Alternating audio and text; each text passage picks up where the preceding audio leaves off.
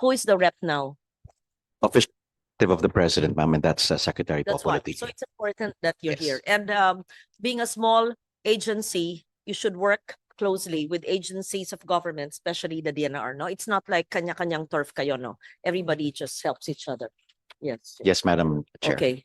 One Thank country you. team approach po. Yes. So let me just read on record my opening statement. Pero ano, motherhood to eh. Kaya lang naghirap yung mga bago kong staff eh. Sige na nga, babasahin ko na rin. Pero motherhood, sino man ito? Okay, we'll talk about, today we will see the Department of Environment and Natural Resources, the attached agencies and corporations, if you have truly lived up to your mandate in protecting our environment. We will talk about air, water, and land. Land, we will talk about, terrestrial, but also mountains, bundok. We will talk about forestry. We will talk about oceans. Give me the of land area and oceans, including the exclusive economic zone and Benham Rise. We will talk about oceanography and the blue economy. We will talk about implementation of RA 9003. We will talk about the circular economy, even if it is not yet a law. We will talk about INIPAS, the 94 ako yun, and all the others 100 plus yun. It was Senator Villar also. We will talk about the national greening from the time yet of Sec Pahe. I know that there was a sunset provision on that. We will talk about protected areas and whether they are actually protected, including the one of Bohol. We will talk about coal and the just transition. We will talk about our preparedness and the legal framework for carbon credit trade with Singapore, which should be done hopefully this year. We will talk about biodiversity and many more. I just had to think aloud so that all my staff are new. In-notes niya na, akin na, lahat yan. So, do I have the whole day? Do I have the whole day? Yes. We will have the whole day. We will break 30 minutes, or if you want, you can have a working lunch. I hope to finish all of that. Why do I say this? Because the environment is not just a department. The environment is the whole nation. Is a Filipino people. It's who we are. It is our survival. And it's difficult to head this department. Look, I'm not reading your prepared opening statement. Because it's environment protection, but also lodged in your responsibility are natural resources and the exploitation or utilization. So it's really difficult to balance that. So I'd like to get to know all those who are new, heading BMB, heading forest management, and who's in charge of the Manila Bay office. Does it still exist? Does it still exist? Yes, and your implementation of laws. You know, we have so many good laws, but the implementation of Clean Air Act, Clean Water Act, and then the Supreme Court, the mandamos, yeah, and the Supreme Court cases with the water concession. It's forever, yes. So before we turn to the numbers, we must acknowledge one painful truth, that we are at a point where data is almost unnecessary to tell us how bad things have become. Floods are more frequent, and we know that. And these are caused by natural hazards and by substandard or ghost projects, which should not happen. Storms are harsher, and we know that, brought about by climate change. And droughts are longer, and these are brought about by climate change.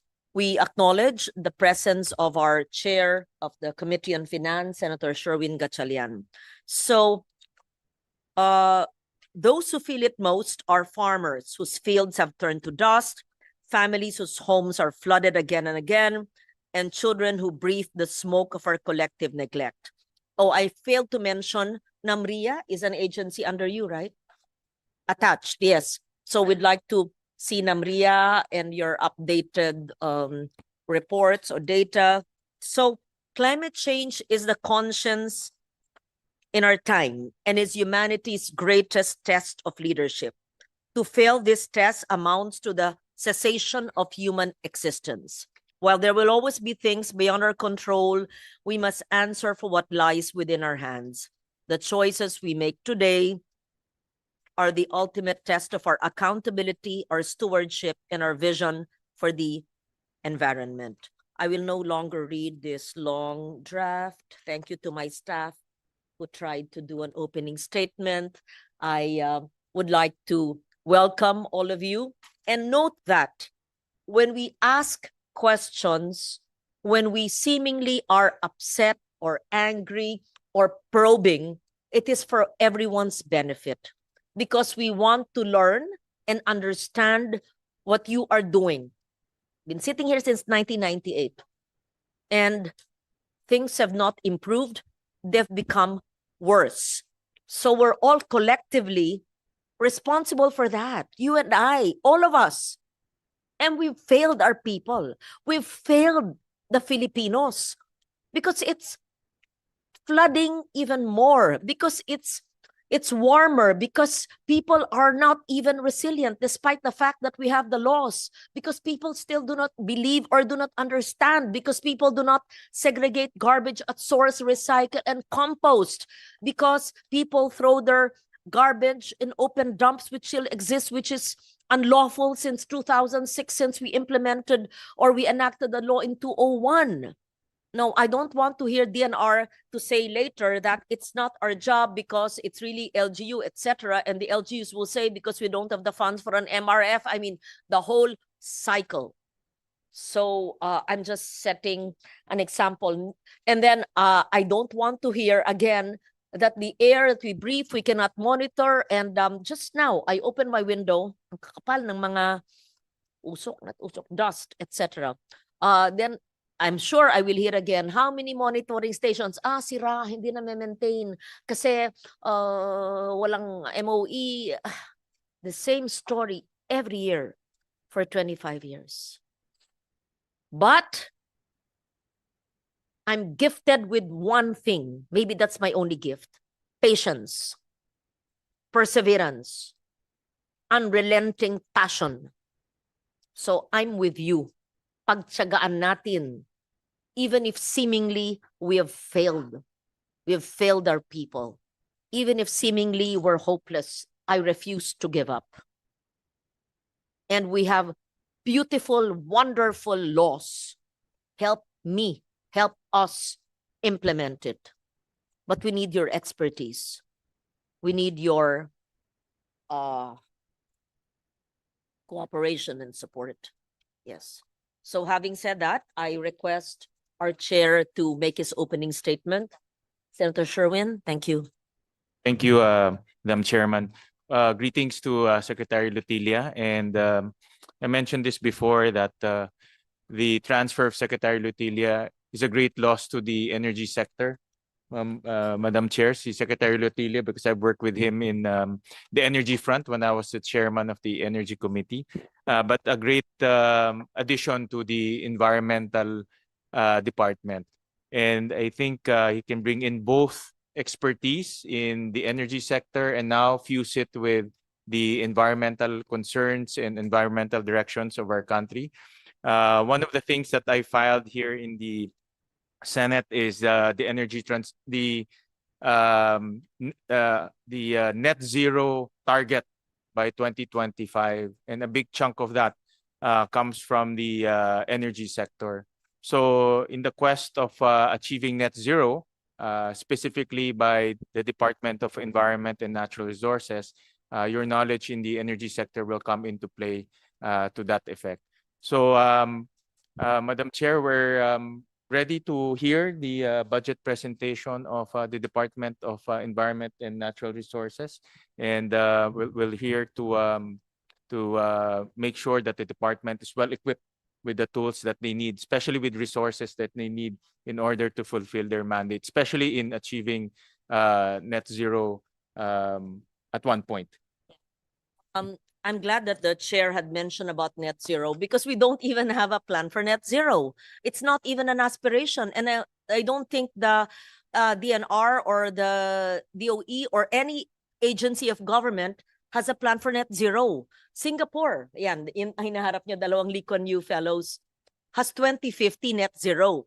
And that is the reason why they have the carbon credit trade, because they are land constrained and they don't have the shift to renewable energy because they don't have the sources or the resources for that. And that is the reason why they need to buy carbon credits from the Philippines, which is which we should take advantage of, because other ASEAN nations too, I think, have signed for that. Vietnam and Thailand, is it? And we should have the legal mechanism for that. We don't even have a net zero plan. We will, I hope. We have to hear it. And our NDCs, our NDC, 75%, that's not even ambitious. Some people will say, masyadong ambitious. No, because it's conditional. It's 75% if we are helped. Kung di tayo tulungan, at walang Green Climate Fund, walang Adaptation Fund, hindi. Yung unconditional, ilang porsyento lang? 2? Ilan yung conditional? 2 nga. So 2% lang ang hindi conditional. The rest are unconditional. Pag walang binigay sa atin, wala tayo. So ano ba naman tong bansang ito? Bakit lang Singapore kaya mag-net zero till 2050 and they're really strict about it? That's why they have the carbon credit, and that is also why they have the carbon tax of 5 Singapore dollars nagsimula, and then now it's 25 Singapore dollars for industry and for residential. Of course, kaya nila kasi sabihin natin mayaman sila kasi maliit lang sila. But of course, I'd like to hear, we should have a plan. We should have a vision for net zero. Yes. Okay. So I'm glad we have a secretary who came from energy, who's now in environment. But it's a great challenge. And because those facing us today, the USECs, are mostly career. And I told them before you arrived, Mr. Chair, that I've been sitting here in 1998, since 98, and they've been sitting across me as well. So I feel frustrated sometimes that collectively we are responsible for what's happening now, or maybe we have not done enough, although we are in policy making and not in implementation. But okay, I'll pause my rant and I will listen to the budget. Thank you.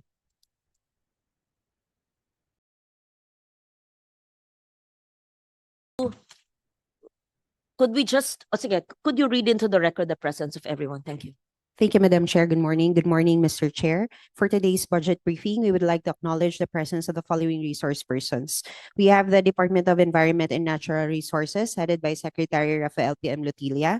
Joining Secretary Lutilia are the following officials: Undersecretary for Legal and Administration, Attorney Ernesto Adobo Jr., Undersecretary for Finance, Information Systems, and Climate Change, Attorney Analisa Rebeltate, Undersecretary for Policy, Planning, and International Affairs, Attorney Jonas Leones, Undersecretary for Field Operations Mindanao, and Supervising Undersecretary for MGB and EMB Mindanao, USEC Jocelyn Marcos Fragada, Undersecretary for Organizational Transformation and Human Resources, USEC Augusto de la Peña, Undersecretary for Integrated Environmental Science, Dr. Carlos Primo David, Assistant Secretary for Legal Affairs and Enforcement, Attorney Norlito Eneran, OIC Assistant Secretary for Environment and Concurrent Director of the EMB, ASEC Jacqueline Caancan, Assistant Director of the Mines and Geosciences Bureau, Choderico Sandoval.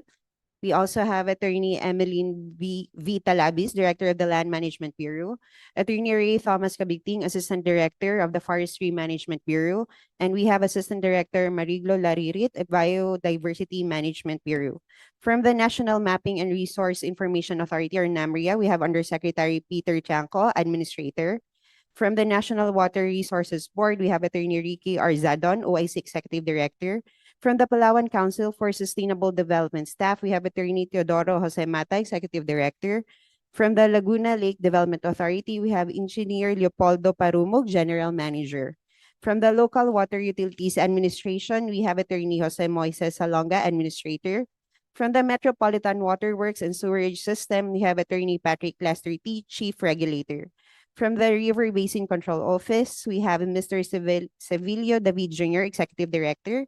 We also have from the Manila Bay Coordinating Office, Mr. Jacob Memban Jr., Executive Director. We also have a representative from the Philippine Space Agency. We have Dr. Gay Jane Perez, Deputy Director General for Space Science and Technology. And we are also joined by the Climate Change Commission. We have Vice Chairperson and Executive Director Robert E. A. Borja and Commissioner Albert P. De La Cruz. From the Department of Budget and Management, we have Director Gemma Ilagan. That would be all, Madam Chair. Thank you.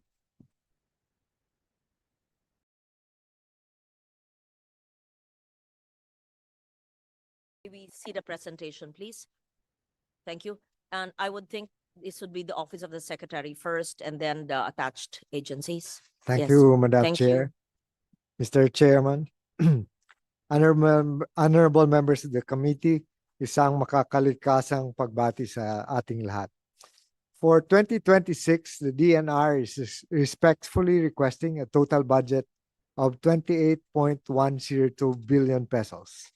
This proposed budget in support of the environment means investing in water supply and governance, forest protection and development, biodiversity conservation, improvements in air, land, water quality, and mineral resources development to ensure food, energy, water, and human security.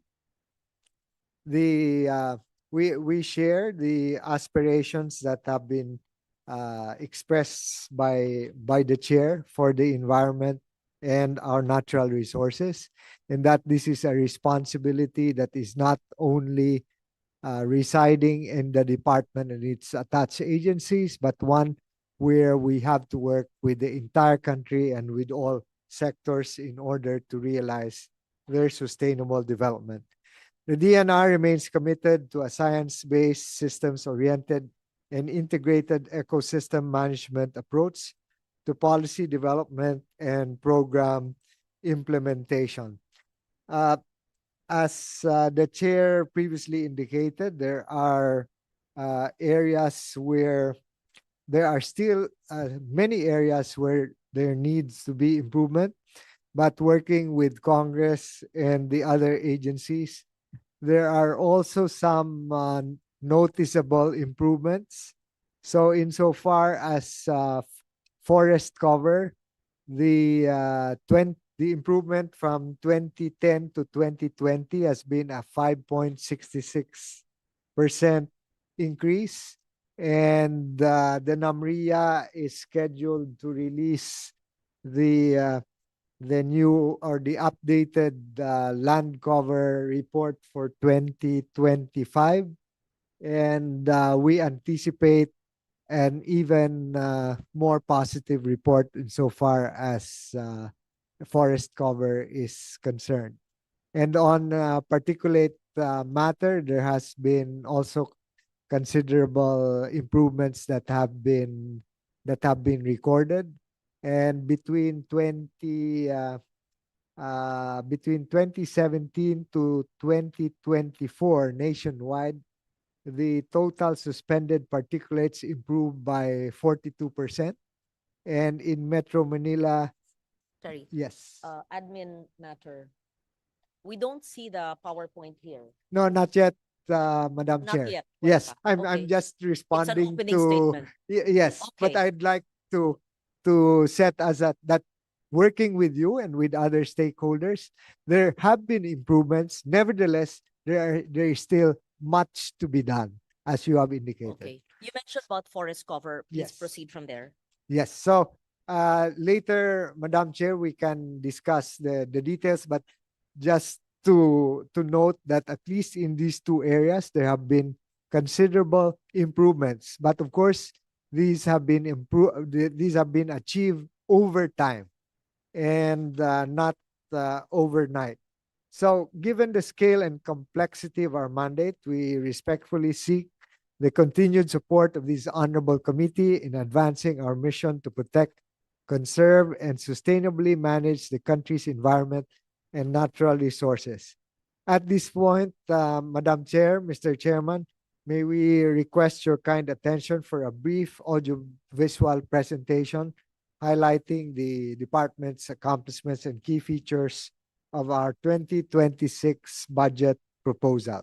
And there are a number of slides on the budget utilization rate and the funding requests, which will be presented by Undersecretary Yeah. Te. How long is the video? Because what we'd like to It's see very short. is the budget Yes. of the OSEC, the regions, the agencies, bureaus, and the attached agencies. Because if it's the usual, Around 10 minutes, Madam Chair. would you like to see the video? Okay, yes. Okay, thank you. Please proceed. Honorable members of the 20th Congress, respectfully presenting the proposed budget of the Department of Environment and Natural Resources for fiscal year 2026. Covering its mandate of conserving and sustainably managing 15.8 million hectares of forest lands, 36,000 kilometers of coastline, and 7.2 million hectares of forest cover, the department is entrusted with a challenging yet vital responsibility. As one of the world's most megadiverse countries, the Philippines is home over to 5,000 plant species and 100,000 animal species. The DENR's priority thrusts and directions transect the different sectors on forestry, protected areas and biodiversity, water, environment, mining, and lands, and how climate change affect these ecosystems.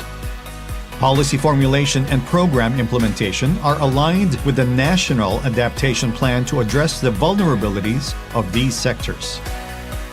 In line with the Philippine Ecosystem and Natural Capital Accounting System Act, the DENR developed site-specific ecosystem accounts for pilot areas with the National Natural Resources Geospatial Database, providing in-depth analysis and modeling of environmental data towards developing NCA information system. For protected area development and management, drones and other equipment were acquired to support monitoring and enforcement, including operationalization of protected area management offices.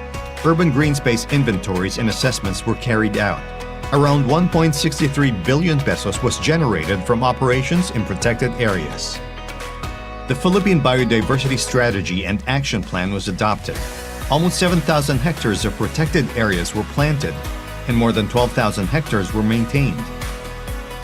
For 2026, at least 10,000 hectares of denuded areas will be assessed for restoration and 120 protected areas will be monitored, while assessment of tenurial instruments will continue. For the management of coastal and marine resources and areas, we continue to strengthen the existing marine protected area network and support coastal communities through biodiversity-friendly enterprises and look forward to sustaining and scaling up our activities in 2026 to strengthen ocean environment's policy and governance. Relative to the protection and conservation of wildlife, continuing strengthening of habitat restoration, captive breeding, and wildlife law enforcement are being implemented to improve the status of threatened species. Conservation plans were developed for 5 key species with over 124,000 hectares of tamarao habitat placed under protection. For 2026, 12 critical habitats will be managed, while 70 wildlife rescue centers will be maintained. For the Palawan Council for Sustainable Development, activities include the issuance of Strategic Environmental Plan clearance, certifications for environmentally critical areas network zoning, wildlife-related permits, and updating of municipal econ maps, including population studies of threatened and economically important species. On forest and watershed management, more than 20,000 hectares of denuded lands were reforested with 11 million seedlings. 66,000 individuals were provided with jobs under the National Greening Program. 121 small water impounding systems were built to support upland farmers.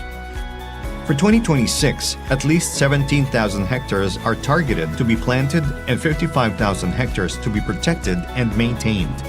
A Approximately 1.2 million hectares of forest lands were identified for investments for grazing, energy, and other related projects. On intensified forest protection and anti-illegal logging, illegal logging hotspots were reduced from 18 in 2021 to 7 in 2024. For 2026, we will strengthen capacities of our forest protection personnel and intensify our forest monitoring and patrolling capabilities. For land administration and management, 55,000 residential and agricultural free patents to qualified beneficiaries, 1,031 special patents to government agencies and other instrumentalities, including 585 school sites, were issued. For 2026, over 17,000 additional land tenure instruments will be issued. On foreshore area management, delineation, and profiling of 17 barangays in regions 1, 3, and 5, covering 637.86 hectares, were completed. Foreshore revenue collection and monitoring system will be improved in 2026. Relative to integrated water source management, a project for alternative water source development through subsurface flow was initiated, with implementation targeted in 7 water districts or barangays in 2026. Desalination systems and freshwater filtration systems were installed. These will be expanded to 36 small barangays in 2026. Establishment of 10 groundwater monitoring wells and 9 aquifer recharge facilities will be expanded to different areas in 2026. For the Climate Change and Resiliency Program, LGUs in 18 climate vulnerable provinces are being capacitated on climate risk analytics and development of investment portfolio for risk resilience to drive climate action and reduce losses and damages. On air quality management, air sheds were operationalized and air quality monitoring stations were installed. For 2026, 9 monitoring stations with additional air quality parameters will be procured as part of modernizing our air quality monitoring. 83 water bodies were already classified to improve water quality management. Water quality monitoring in 4 green economy model sites showed compliance with the water quality standards for recreation activities. Monitoring of 343 priority water bodies will be pursued in 2026.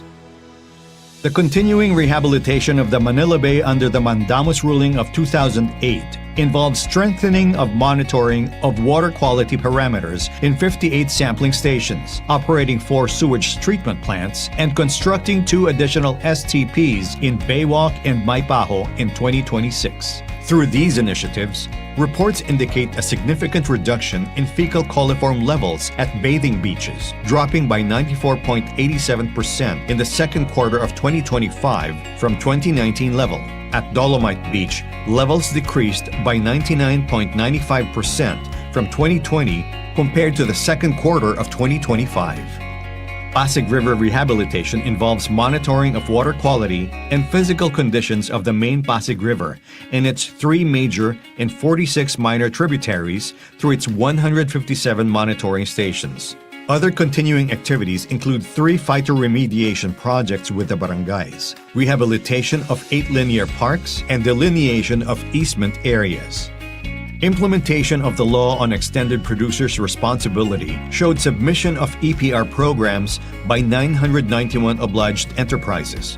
Out of 286 million kilograms of rigid plastics, 67 million kilograms, or 24%, were diverted. For flexible plastics, out of 222 million kilograms, 101 million kilograms, or 46%, were diverted. For 2026, we will continue to review and evaluate the registered EPR programs and provide capacity enhancement to these registered entities. On the provision of technical assistance, we will continue to assist LGUs in assessing their solid waste management and in clustering for common sanitary landfills. On mineral resources development, the rare earth elements exploration project were completed. Around 700 in 2024 and 400 in 2025 mining rights were monitored for compliance with work programs and other regulatory requirements and assessed for adherence to safety, health, environment, and social development programs. For 2026, the MGB plans to conduct assessments in 3 areas for offshore critical and strategic minerals. Geohazard mapping and vulnerability assessment in several cities and municipalities were undertaken to assist LGUs on disaster risk reduction and management. In 2026, vulnerability assessments, karst subsidence, hazard evaluations, groundwater resource assessments, and coastal physical vulnerability assessments and mapping in LGUs will be conducted. The MGB Operations Center will be operating 24/7 to assist to generate geohazard threat advisories for at-risk barangays as input to pre-disaster risk assessment of the NDRRMC. In support of enhancing integrity of our maritime zones and safety and security of our marine territories, NAMRIA will continue to undertake comprehensive surveys of the exclusive economic zones and archipelagic waters, each spanning 3,000 and 1,000 square kilometers respectively throughout the year 2026. For fiscal year 2024, the DENR obtained a budget utilization rate of 93% for obligations and 91% for disbursements. As of June 2025, BUR stands at 49% for obligations and 70% for disbursements, reflecting ongoing budget execution and catch-up measures in the second half of the year.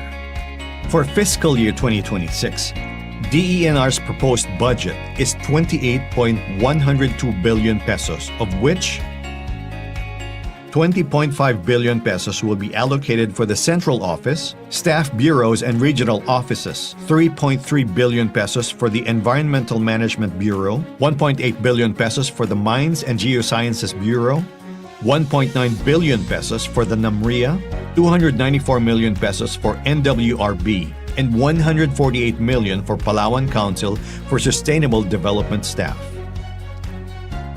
Nature and environment are our lifeline to create a more climate resilient and sustainable economy to uplift the conditions of the Filipino people. Let us invest on nature and environment to spur economic development. The DENR appeals for the approval of its budget proposal. Thank you.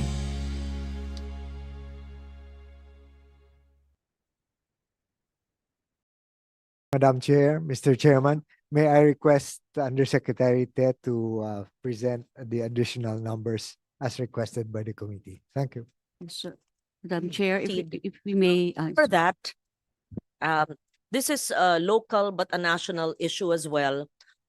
Since you come from Antique, Secretary Lutilia, I'd like to know, I saw in the news the other day that Antique was recommended as a nuclear energy site. Just to put it on record, I am not in favor of that. And I think the provincial government will not be in favor. And many or most, if not all, of our Kasimanwas will not be in favor. I was just wondering, was that during your time in DNR or DOE? Why is it among several areas or districts or provinces cited for a nuclear site? Of all places, why our province binaba tayo, may bundok tayo, may mga katutubo tayo? Why is that? Thank you.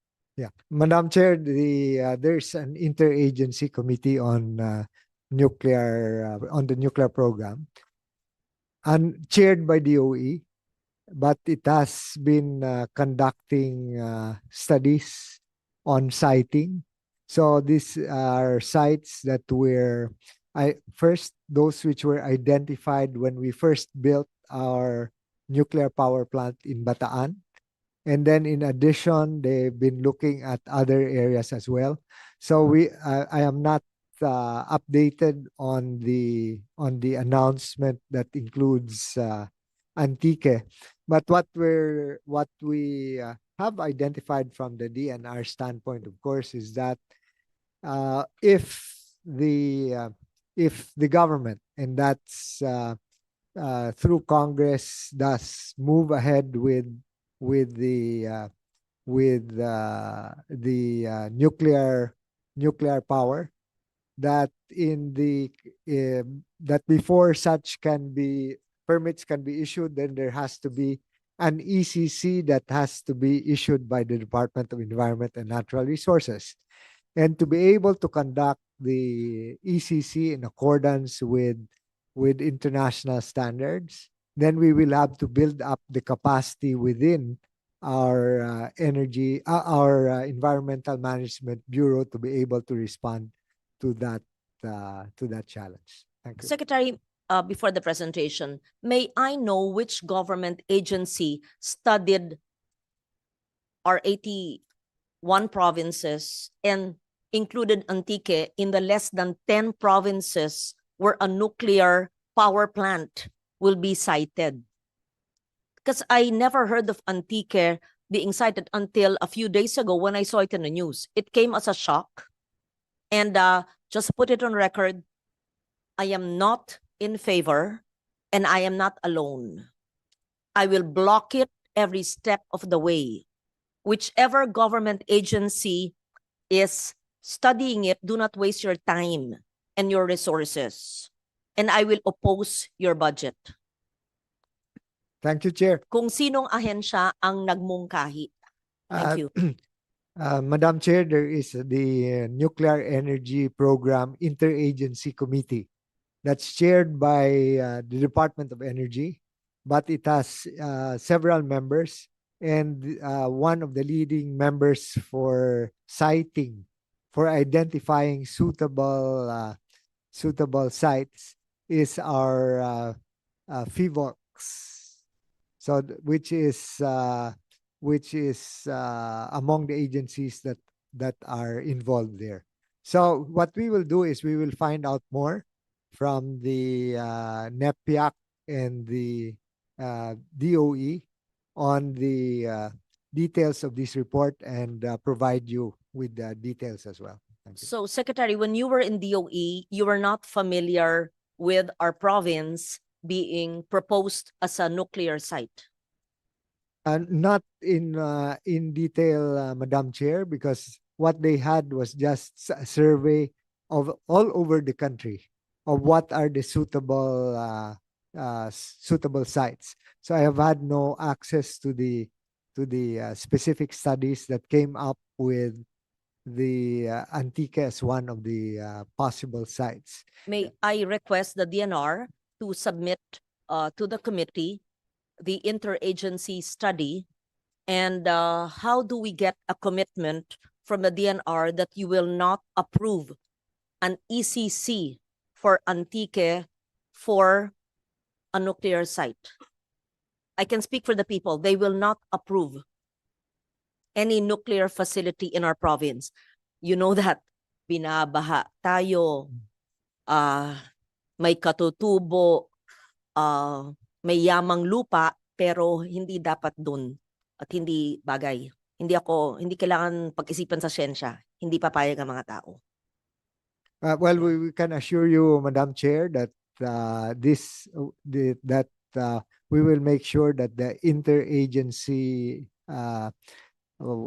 nuclear energy program interagency committee will take into account all of the science involved. We don't know the details at this point, so I would not want to preempt. But in the past, there have been proposals, for example, for other energy-related facilities in the northern part of the province of Antique. But if I recall that at the end they decided not to place depots and so on because of at the time there were, I think, It's a protected area. Yeah. That's a Northwest Panay Yes. Peninsula, Yes. an Inipas area. We Right. have biodiversity there. Yes. Even before the declaration of a protected area there were what is this? At that time there were considerations regarding fault lines and so on. So I will have to revisit So I those. just wanted that clarification since we come from the same province. It was not during your watch in DOE and now in DNR that suddenly Antique is in the news being recommended as a nuclear facility site. Hindi po kayo ang nagmungkahi No, and not- you are not in favor or will study the science, or are you holding your decision, withholding? I just have to say that I am not in favor, and I was shocked, to say the least, when I saw Antique being named. And may I kindly appeal to the DNR, not to study it further, to just take it out. Hindi po, it will not fly. Do not waste money for consultant studies, etc. Hindi po. Hindi papayag. Well noted, Yes. Madam Chair. Thank you very Yes. much. And I would request the DNR, whatever it can get together, how the studies came about, because no one was consulted there. Yeah. Thank you. We proceed. I hope you don't mind my bringing that in open hearing so that it's on the record. Yes, because you came from DOE and you're now in DNR. These are the two agencies that are involved among the many for a possible nuclear facility, which I state once again, I am against it. I will fight it. I will oppose it. And the people will not be in favor, at least for Antique. The others, I'm willing to listen. My colleagues, some of them are pro-nuclear, and I keep an open mind. We see, depende kung saan, anong klase, but the way Filipinos, generally speaking, do things, we need to be more safety conscious and do more complete staff work. And we have so many hazards, risks, and vulnerabilities. Okay, so I think I made it very clear. We proceed now to the presentation of USECTE. Thank you. Thank you, Madam Chair. Thank you, Madam Chair. So out of the 28 billion being requested for 2026, what you can see on the screen is the breakdown according to the major programs. The highest share is for the Enhanced National Greening Program for about 10 billion pesos, or 37% of the total budget for major programs. Then we have the Enhanced Biodiversity Conservation, composed of the Protected Area Development. Itong 10.4 billion, bakit nakasuma total yan? These are all, what are these? Tapos For 1.6, ito yung NGP. What's the 10.4? Why Yung- did you put it together under 10.4? ito po yung total for all the major programs that Major were, programs. Okay. So You mean outside of this, when you say major programs, outside of this, and anyone can answer, not just Anna, but SEC or any of the directors. When you say major programs, outside of 1, 2, 3, this, we don't have any other programs? ma'am, there's a second slide which will show the other programs po. Okay, Yes, sige, ma'am. proceed. Yeah. So you've 1.6 for the NGP. Yes, ma'am. Mr. Chair, you may ask and interrupt me anytime and ask questions in your areas of interest, please. Okay, enhanced NGP. Yes, Yes. kindly explain, kasi we can go one by one, but we'd like to be enlightened. As I said, this started during the time of SECPAHE.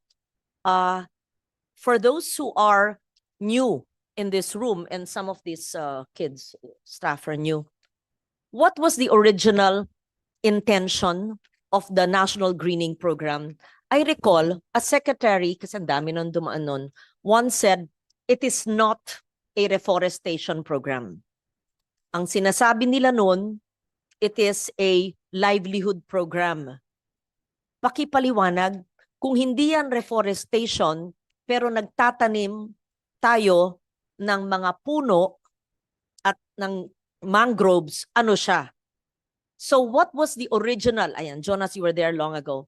What was the original program of the National Greening Program? Anong taon ba yan? Aquino administration pa yan eh. At magkano na, mula sa simula hanggang ngayon, magkano na ang NGP?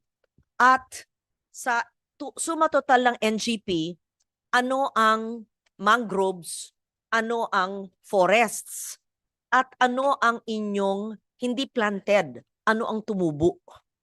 And because it is not considered a reforestation program, what is it? Livelihood. Correct me if I'm wrong, because in previous hearings, we would always be corrected when we think and when we say that it is a reforestation program. And if it is not, I was also told long ago that it is not the DNR that does the reforestation, but of course, private sector and people's organizations. Unless dito dinadaan ng pera na pambayad sa mga POs na nagre-reforest. So gusto kong maintindihan yan. Thank you. Thank you, Madam Chairperson. For the details of the costings, I'll be referring this to the FMB. But for the objectives, just to clarify, Madam Chair, that NGP is also a reforestation. But aside from reforestation, this will address the other objectives.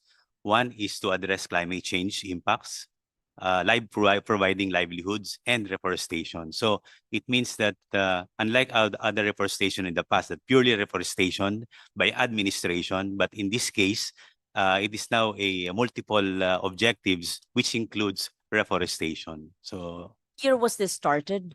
it started in during the time of President Aquino, 2011.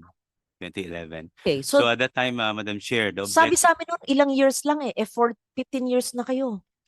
during the time NGP, the original plan there, Madam Chair, is that we're aiming at planting 1.5 billion seedlings in 1.5 million hectares.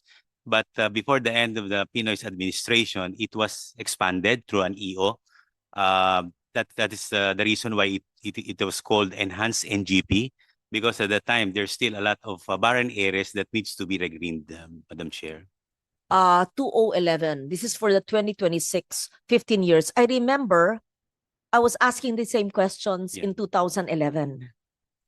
And you had the plan then. Could you kindly show us the plan then and the accomplishment report?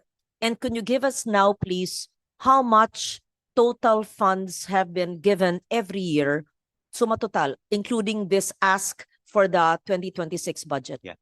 Madam Chair, for the figures of the costing since 2011 until 2024, I'll be Total allocated. allocated Yes. every year. Maybe I will be requesting. Not every year, total already allocated.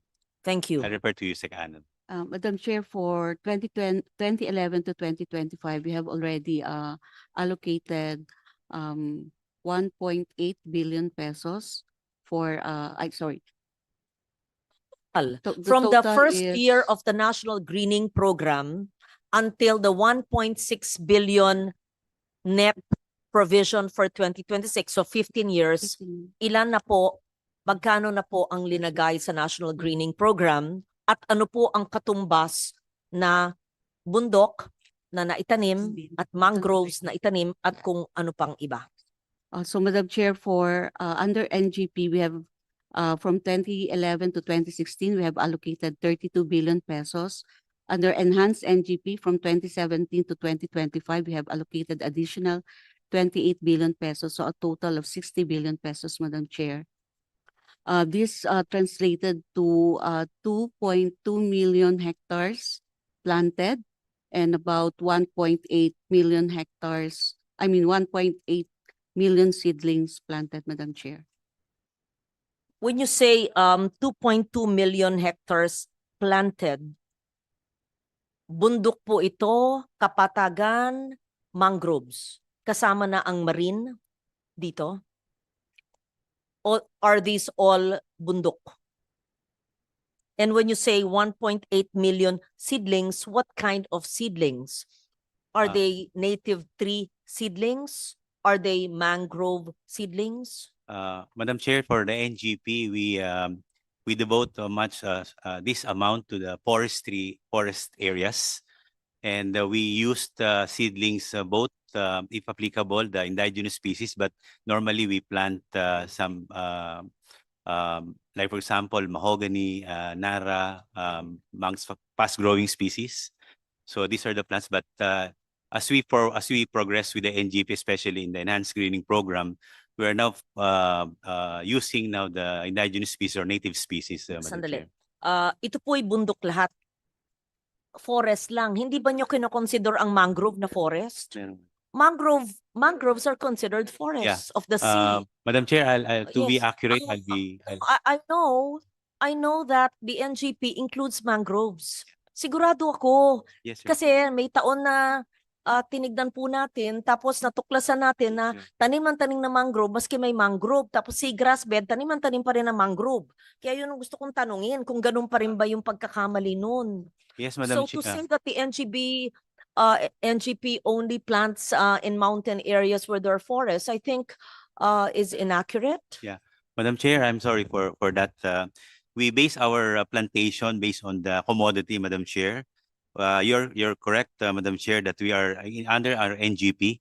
We're also planting not only mangrove forest species, but also bamboo and other agroforestry crop, Madam Chair. Madam Chair, may I ask Assistant Director Kabigting? Yes, I just want to know. Yes, thank you. Thank you, Yusek Leones. 32 plus 28, 60 billion. 2.2 million hectares. Sa 2.2 million hectares po, ano ang bundok na forest, ano ang marine? Yun lang gusto ko malaman. At kung meron pang iba, kung sa wetlands, ano ang ginagawa nyo doon? Sa 1.8 million na seedlings nyo, ito ba sa lahat na, sa bundok at sa marine? At ano ang growth rate? Nagtanim. Paano natin alam na tumubo? At ano ang inyong monitoring na science-based na tumubo? Drone? And how do we know? We keep on, 60 billion already. How do we know there are no ghost plantations or ghost seedlings or areas?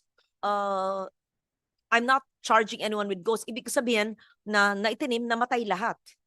Survival rate, yes. So we have to know that. Yes. And what is the proof? Because a report can be a report. Yeah. And mali nung secretary, kanino yung oversight na yan? The regional directors, the PENROS, the CENROS, the POs that you partner with?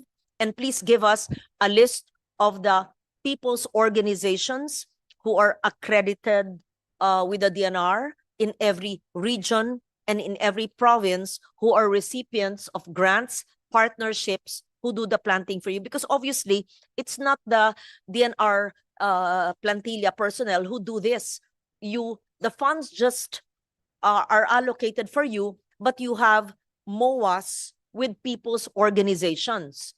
And these people's organizations, who are they? We want to see them. We want to have a list from Cordillera to Barm, from region 2 to region to Caraga, to know all the people's organizations, to see them, that they exist, and we want to know the work that they've been doing for the past 15 years. Yeah, thank you. Assistant Director Kabigting of the Forest Management Bureau. Madam Chair, good morning po. Recognize, may I see your name, please? Um, Attorney Ray Ray Thomas Cabigting. Cabigting po. Okay. Madam FMB, Chair, who's the head of FMB now? Forest Management Bureau, ma'am. Yes, sino po ang head ngayon? There is no appointed director yet, so the assistant director is the one exercising. Who was the previous head? I has retired. Your question. So, I just like to reiterate the correct amount from 2011 to 2025. We've already been allotted around 60 billion pesos, which covers 2.2 million hectares. And you are correct also, Madam Chair, that mangrove and beach forests are included in the National Greening Program. As of 2025, we already have a total of 14,800 hectares planted with mangroves and 77,900 hectares planted with mangrove and beach forest species. For the areas that are eligible, ma'am, for Madam Chair, for the National Greening Program, these are legally classified forest lands, which includes mountains and low-lying areas that are legally classified forest lands, but with special focus on denuded and degraded forest areas, ma'am.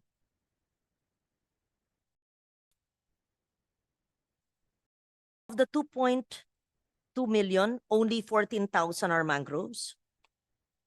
Yes, ma'am. 14,800, ma'am, and 77,900 hectares for beach forests, ma'am. So these are part of your coastal areas.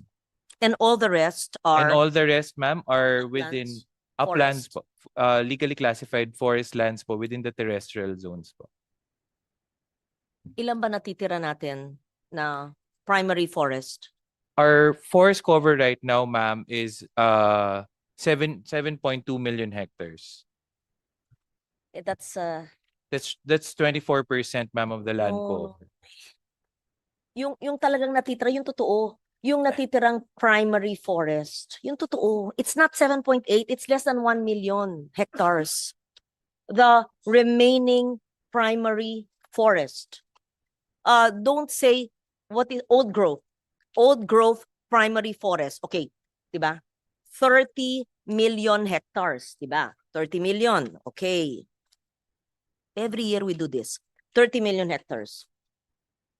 Of the 30 million hectares, iba yung designated na forest, ha? Iba yung totoong standing forest. Of the 30 million hectares, ilan po ang designated forest land? The legally classified forest lands, ma'am, out of the 30 million is 15 million 15. Ayan hectares. na naman, para tayong panahon ni Pahay ganyan din. Okay, Yes, 15 million. Sa 15 million po, ilan ang old growth primary forest remaining as of last survey, and what kind of science did you use for that survey? Dapat meron tayo. As of 2020, ma'am, land cover, we were able to survey 2.2 million hectares of closed forests, which are your primary forests, ma'am. That's around 7.4%. Okay. So, 2.2 million ang closed. When Closed you say forest, ma'am. closed, Clo- these are old growth Yes, ma'am. or primary? With a canopy cover of more than 40%, ma'am. Okay. Are you sure? Yes, ma'am. This is also the data from our NAMRIA, ma'am. From NAMRIA? Yes, ma'am. 2.2 million of the 15 million, which is legally forest, but it's not. So, Yes. 2.2 million. Yes, ma'am. Ano po ang secondary forest? Ang secondary po natin or yung tinatawag natin open forest, ma'am, is around 4.6 million hectares, ma'am, as of 2020. Why is it that in previous years, DNR would give me another figure of primary forest? They would say less than 1 million remaining. Anyway, so I'll try to, I'll believe you. You're a forester. That's 2.2 million of closed canopy primary forest. Yes, ma'am. And this was in 2020. 2020, ma'am. 2020 figures. And then the secondary forest would be 4.6 million. Yes, ma'am. And we're only talking here of bundok. We're not talking about mangrove forest. No, we're talking about, I do have the numbers for mangrove forest also, ma'am. let's do this first, 2.2 and 4.6. When you started the NGP in 2011, what was the primary or old growth forest and the secondary? And did you measure it then? And yeah, and your last monitoring was 2020. Yes, ma'am. So may we know, has it improved? It has, ma'am. Yes, of In course you'll two- say that because otherwise No, but yeah, in no, but 2010, yes. ma'am. In Mhm. 2010, ma'am, the closed forest was around 1.9 million hectares. For the open forest, it's around 4.5 million hectares.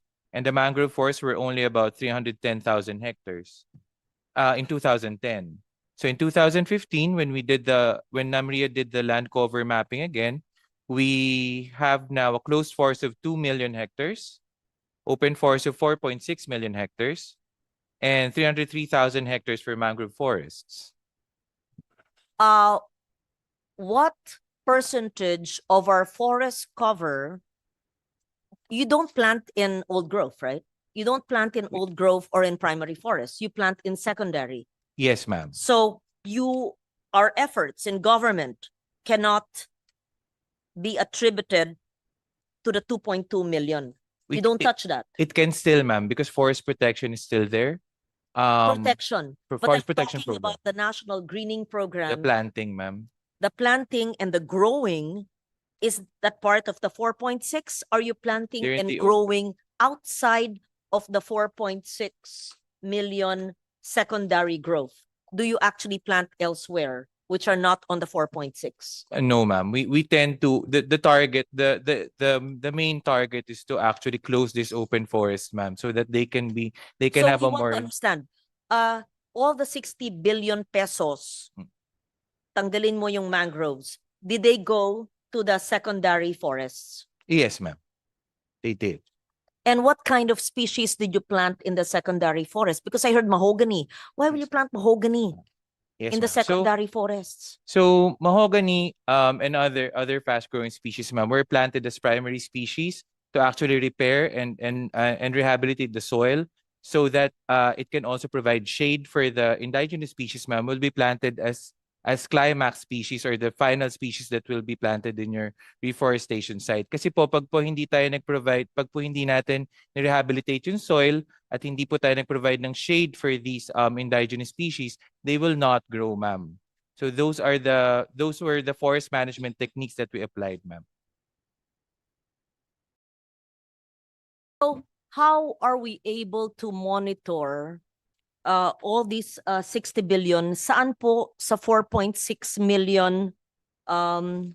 This is not hectares. Yeah, hectares. It's hectares. Yes. Could you explain? Kasi we just see numbers eh. Where in the 4.6 million hectares under the enhanced national greening program did you utilize the budgets all this year, and what kind of improvement in our forest cover ensued? Yes, ma'am. For the mapping and the monitoring of the national greening programs, we'll be happy to share, ma'am, the maps that we have with us right now.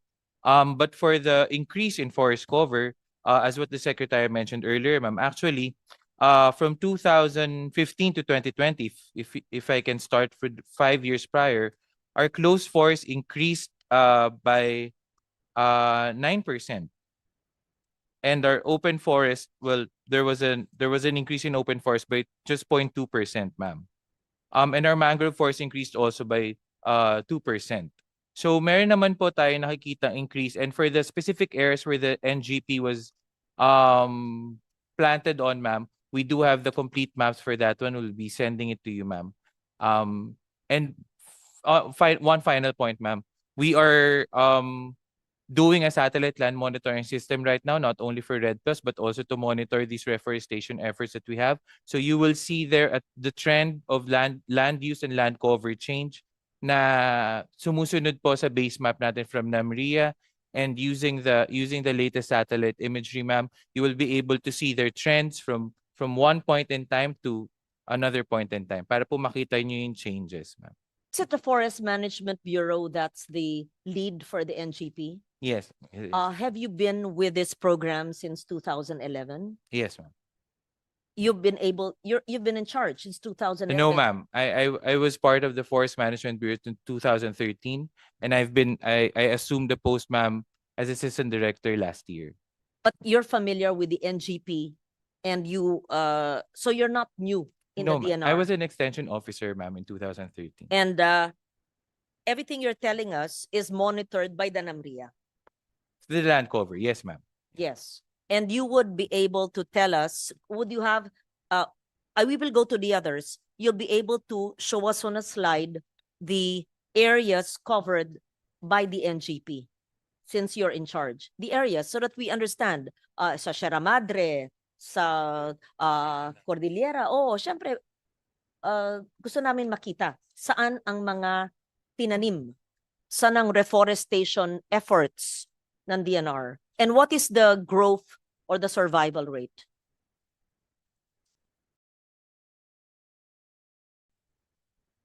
For the maps, Madam Chair, I'd like to defer to NAMRIA. But for the survival rate, ma'am, the average survival rate from 2011 to 2024 is 77%, ma'am. Mataas yun. How? That's also the reason, ma'am, why this year we are just finalizing, ma'am, the third-party assessment for the National Greening Program, so that the survival rate and the data does not come from the Forest Management Bureau or the DNR. But you should not be planting mahogany. And ma'am, Bakit sino man nagturo sa inyo ng mahogany? Bakit mahogany? Dapat Philippine species. Bakit ba ganun? Ang National Greening Program, mahogany ang tinatanim. Bakit ganun? Hindi naman ako forester, pero alam ko hindi dapat mahogany. Madam Chair, as Yung mentioned, forester nga sa UP Los Baños, nagagalit hindi naman nagalit. Sa farm ko, baka takanong tayong mahogany kasi invasive yan sa pinaputol ko kayo mga mahogany ko pero may permit. At nagtanim na ako kasi yun ang turo ng turo nyo sa amin mula pa noon dati 30 years ago Kaya nagkamali ako nagtanim ng mahogany Mali nga Bakit kayo mahogany ng mahogany? Hindi naman yan indigenous sa atin No, I want the forester to answer because there must be a reason. I want this young forester. I want him to teach me and convince me to plant mahogany.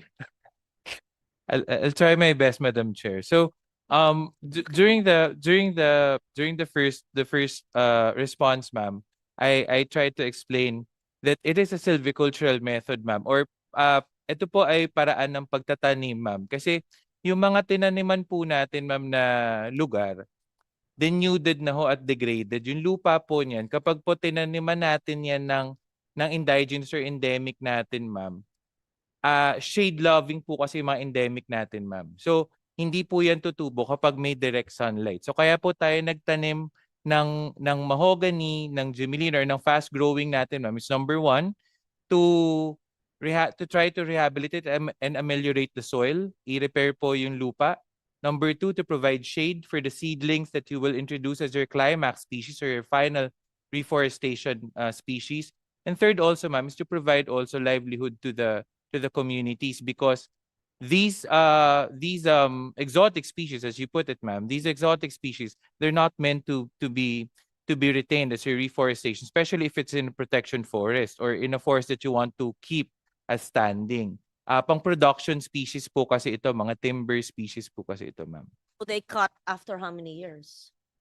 Ang mahogany, ma'am, you can already harvest it after 7 to 8 years. I know ma'am. because I harvested. But you're saying you planted mahogany as part of the 4.6 million hectares in the secondary growth forests. Sira po kasi, ma'am, yung mga lupa. So, kailangan po munang i-rehabilitate, ma'am, yung mga lupa na tatamnan po natin ng final indigenous species. But for national parks, ma'am, and protected areas, we planted indigenous species naman, ma'am. Yeah, definitely not. O sige, yun na muna.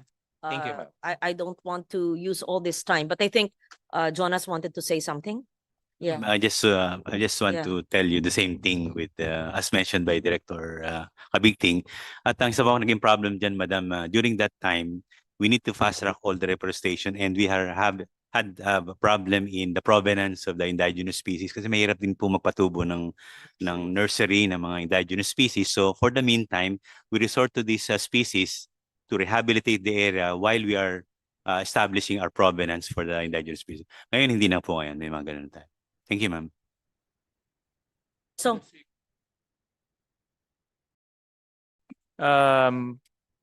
Secretary, is there a way to we've talked about this many times is there a way to monetize this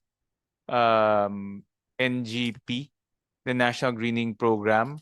Because we went to the same program in Singapore, and I remember Singapore wants to buy credits, because they don't have land to plant, and we have, so the concept there is they will buy credits from countries who can plant trees, who can undergo greening programs, and they will swap it. So in other words, we can monetize all of these programs. So we have invested 60 billion.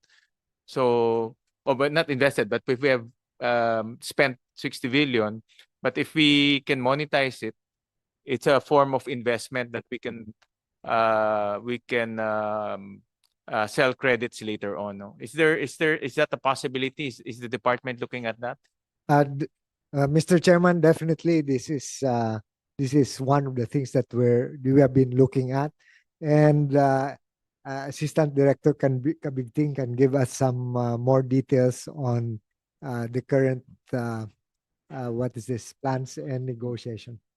Assistant Director, in a nutshell, give us a preview of this concept. Thank you, Senator. What you're trying to point out is called the Red Plus program, or where the government can receive resource-based payment based on its avoidance of deforestation.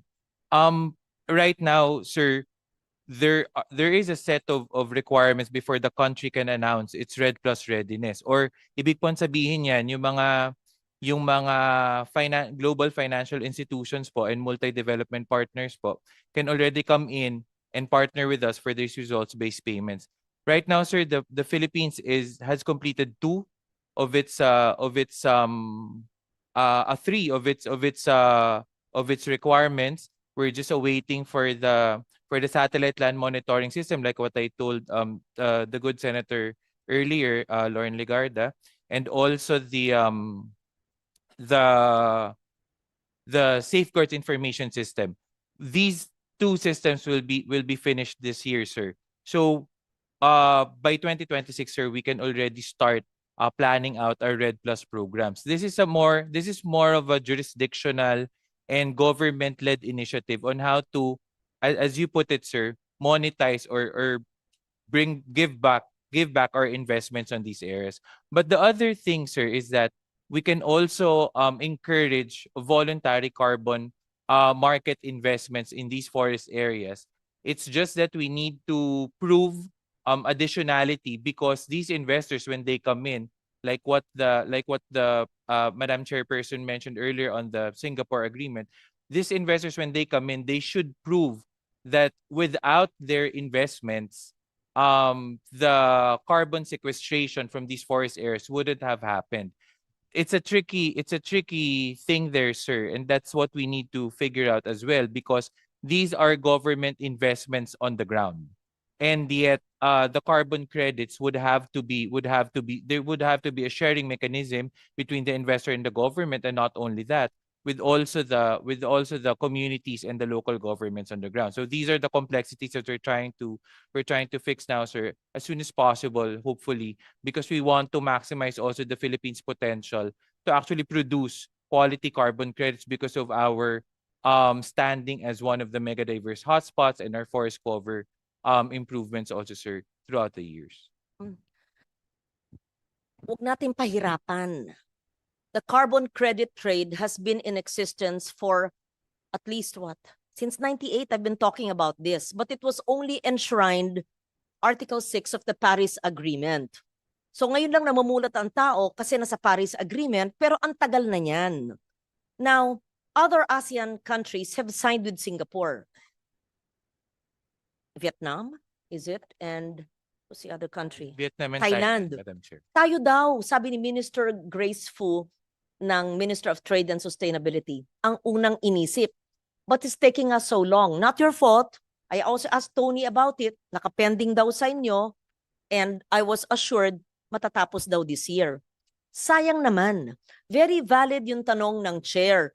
How do we monetize it? Not monetize by cutting trees, but monetize the investment that we have put in here, billions and billions in reforestation, in whether highlands or marine, and just approve the legal mechanism to be able to sell or trade the carbon sequestration that ensued because of our investment in that area. Now, I hear you say that kasi hinihingi nila, kung hindi dahil sa investment nila, ay hindi mangyari yun. O marami pa naman denuded areas. Marami pa naman areas kung saan pwedeng magtanim. Marami pa naman mangroves na putol nga ng putol dyan ng mga hindi na natin mamonitor sa dami ng... yun, para may bantay. Para hindi na rin kayo humihingi ng bilyon-bilyon for NGP. In fact, foreign funding na yon in a way. So, ganun. So, di ba? Ganun. So, you tell us you are in favor of the carbon credit trade because it will spur the local, the domestic economy. It's like an investment. It's a country which is land constrained, that's very ambitious to reach net zero, but cannot because they don't have natural resources. And here we are with 30 million hectares and much, much more in our waters, but we're not even maximizing it, in a way, monetizing it by selling the carbon credits, right? So ang inaantay lang natin yung mekanismo na, ayaw ko ano mang special ang Pilipinas, na isip tayo ng isip, nahuhuli na tayo na naman. Kailan ba tayo pipirman yan? Chair tayo ng ASEAN next year. Tama, Forester. Yes, ma'am. Di ba? May masama ba sa carbon credit? No, wala, ma'am. May downside. Convince us. No, ma'am. Okay. Actually, it's in terms of forest investments, ma'am, it's one of the best market system in place. Tama po kayo kasi ang forest investments, ang reforestation is capital intensive. Malaki po talaga yung kailangang gastusing pera dyan. Kaya po kapag nag-forest investments tayo, ma'am, matutulungan not only the government to allocate these resources to something else, but also to encourage market-based mechanisms in forest management. My point earlier, ma'am, on the RED Plus is that, and on carbon credits is that, these are things that are already in place and nahabol na po natin yung RED Plus natin, ma'am. We will be able to finish the systems that are required for us to actually engage in these activities that is on government level. And on the voluntary forest carbon side, ma'am, meron na po tayong mga partners ngayon na tumitingin ng feasibility on some of the areas in the country on how to establish forest Okay. carbon projects, ma'am. Understand why Red Plus is not, anong problema ng Red Plus? Problema ba siya sa pag-implement ng carbon Hindi- credit rate? No, ma'am. Just for the record, Red Plus is reducing emissions from from deforestation and forest degradation plus. So Yes, Red ma'am. Plus, Yes, ma'am. okay? This is the UN-backed framework that rewards developing countries for management of our forests. Yes, So ma'am. how would that's complementary, right? Yes, Oh. they are, ma'am. They So you are. said kasi, sinabi mo, ang problema kasi Red Plus. Paano magiging problema ang Red Plus sa carbon credit? No, ma'am. Hindi siya problema, ma'am. What I was trying to say is that we can start already, and to answer the question of government of Senator Gatchalian earlier, ma'am, on how the government can monetize the national greening program, I'm leaning more towards on the Red Plus rather than the voluntary carbon markets, because on the voluntary carbon markets, ma'am, there is a specific set of standards for the investor to prove. Yun po yung sinasabi kanina natin. Pero sa Red Plus kasi, ma'am, government-led po talaga yung mga forest carbon initiatives dyan, at makakatanggap po tayo ng results-based payments based on our performance on how we manage and keep this forest standing. May natanggap na ba tayo sa Red Plus? Wala pa po, ma'am. Kasi po, yung systems po na requirement, ma'am, ng UNFCCC, ma'am, this year po natin natapos. So, matagal na po siya, ma'am, yan. Ilan yun? 20 Fortunately. years na yata yung Red Plus? 30 years? Bakit ganun? 10 pa. Ha? 10 pa lang 10 ba? years, ma'am. Opo. Ang Yeah. palaging, ang eksperto, isa sa mga eksperto sa Red Plus, iba si Tony Lavinia. Opo. Yan. Yes. We've been talking about this for so long. Ngayon lang natin natapos. Opo. So, Huli ngayon, naman ng Pilipinas. ngayon po, meron na po tayo, Madam Chair, na forest reference level natin. Meron na po tayong National Forest Monitoring System. Meron na rin po tayong National Action Plan for Red Plus. Ang inaantay na lang po talaga natin is the Satellite Land Monitoring System, pero patapos na po kami dyan, ma'am. Because of this, we can already access Yes. funding through the UNFCCC, the Green Climate Fund, Yes, or ma'am. UNCCC Yes, sa ma'am. Red Plus. Yes, ma'am. Pero walang masama na iba-iba. Pwede, ang sources, yes, right? diversification din po, ma'am. Oo. Pwede rin po Eh, yun. Singapore na, nag-aantay sa atin. Okay. When will we sign? When will we sign with Singapore? Nasa inyo, nasa DNR daw eh. Umaangal, no? Put on record. Senator. They were I'm so- complaining about us, we're so slow. Yeah. Oh, Madam I'll tell you Chair, the truth. Madam Even the Chair- Deputy Prime Minister said it, we're so slow. Madam Chair, the last year, the President of Singapore came, and that's when they signed an MOU with between the two ministries of environment on the Article 6 implementation agreement. but they did not come back to DNR with a draft until July of July of this year. So it's July of this year. Yeah. So in any case, the target is to finish the negotiations by November. Is it November? By this year, and the signing is targeted during the chairmanship of the Philippines in ASEAN, which is early next year. Yes. Lang when the summit Of the implementation agreement. implementation agreement. Well, just note that the other ASEAN countries had signed already. Yeah. Okay. Secretary or si Assistant Director, do you have estimated revenues that the country can make out of this concept? One right now kasi all of these activities are expense to us, no? So if we can turn it around and make it revenue for us, then mas magaan in terms of budgeting, no? Ang hirap, to be honest, ang hirap mag-budget dito sa dami ng requirement. So that's why part of our strategy is to generate revenue through our various activities. So have you estimated how much potentially can we generate from this activity? Anyone, Secretary or? Sir? Thank you. Thank you, Mr. Secretary. Thank you, Mr. Senator. Top of mind right now, sir, we don't I don't have any revenue projection, but because the market is fluctuating, especially in carbon credits. But we will get back to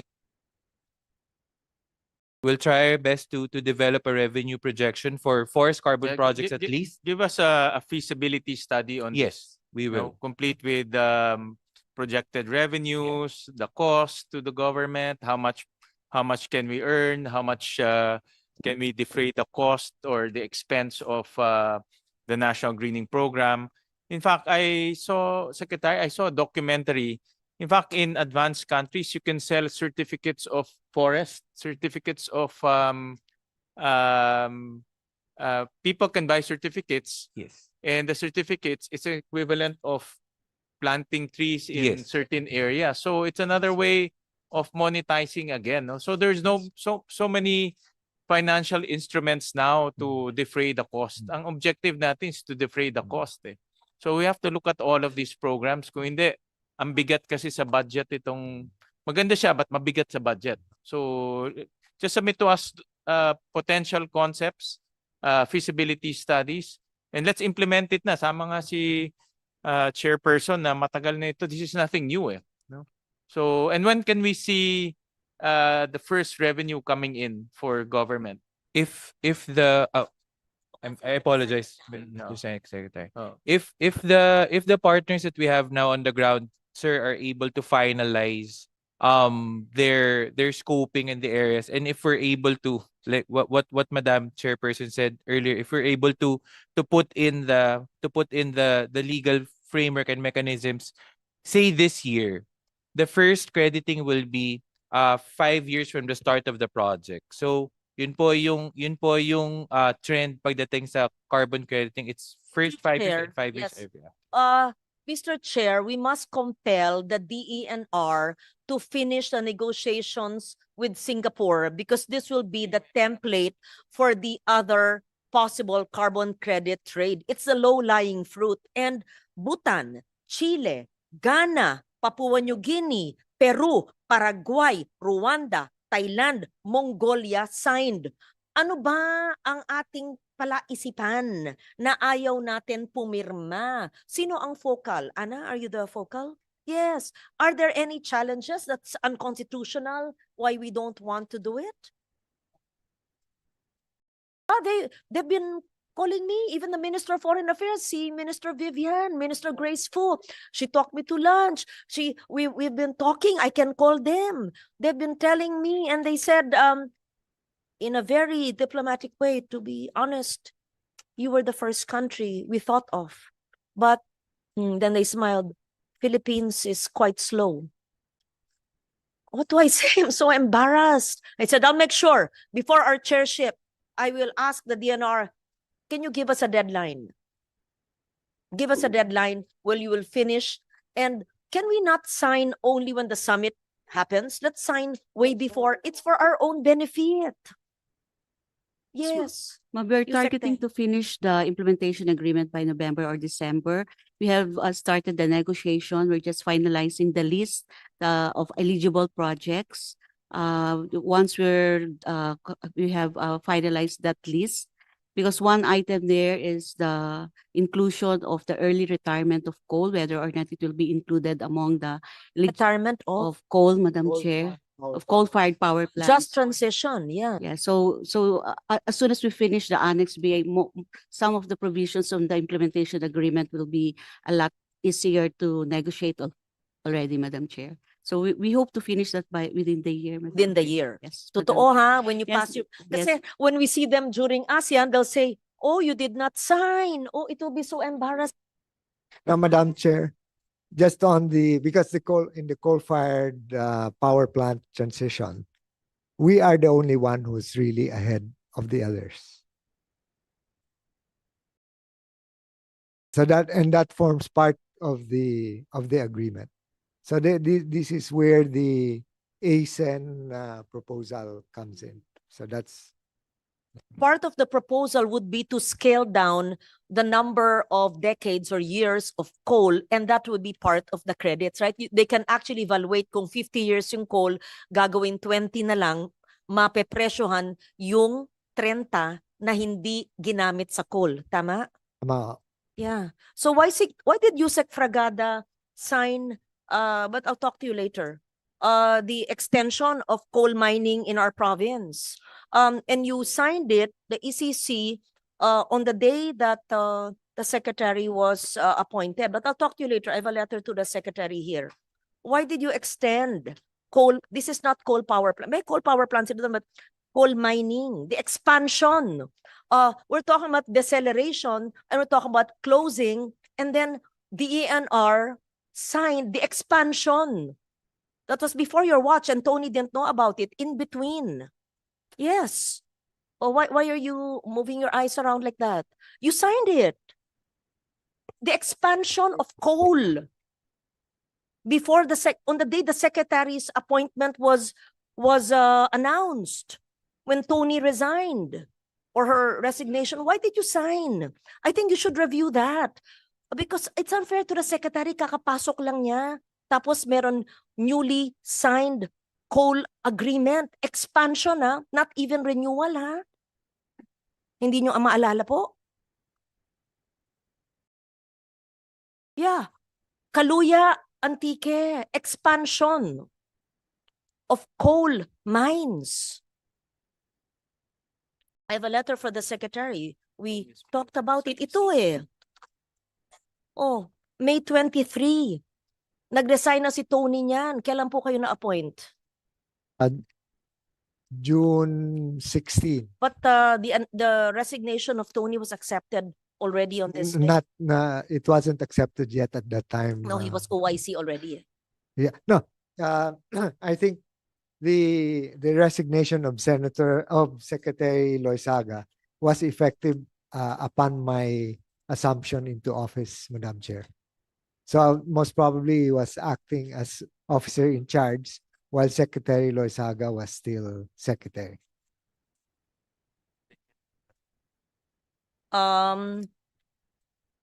This was signed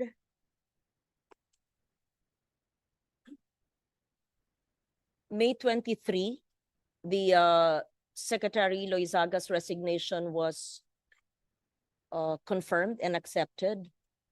And a day after the resignation was confirmed, despite the public announcement of the successor as OIC, the DNR approved and amended expansion of coal mining.